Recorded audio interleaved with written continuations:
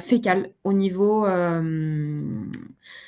déjà, en fait, c'est fait au niveau médical. Ça se fait en hôpitaux et cetera, mais c'est très compliqué parce qu'en fait, la problématique qu'il va y avoir, c'est que, dans des selles, ils vont pas réussir à trier exactement les bactéries qu'ils veulent et donc du coup, quand ils vont faire le transfert fécal, il y a des mauvaises bactéries qui peuvent s'y mettre. Vous avez un épisode de Doctor House sur le transfert fécal qu'une maman a fait en fait, elle a pris donc des selles de sa fille et donc c'est basé sur une histoire vraie, hein, bien sûr. Donc elle a pris des selles de sa fille qu'elle s'est transférée donc pour faire un transfert fécal et parce qu'elle s'est dit, ben voilà, ma fille a 6 ans, elle est en bonne santé, elle n'a pas de problématique de santé, alors qu'elle, ça faisait des années qu'elle avait une problématique digestive.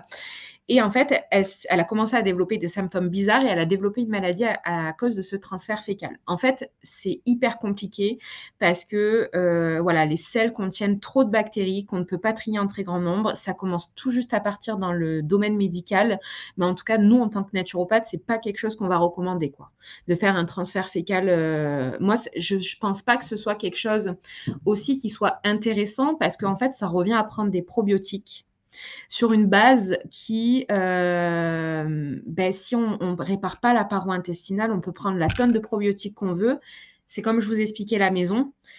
Si la maison, en fait, elle est bancale, qu'il y a des trous, qu'il y a des fissures dans le mur, etc., en fait, on peut prendre la tonne de probiotiques qu'on veut, on peut faire le transfert de sel qu'on veut, on n'arrivera jamais à avoir une jolie maison. Donc, c'est pour ça que pour moi, il faut réparer la paroi intestinale avant de prendre des probiotiques ou des choses de ce type-là. Yaourts de brebis en commerce ont-ils des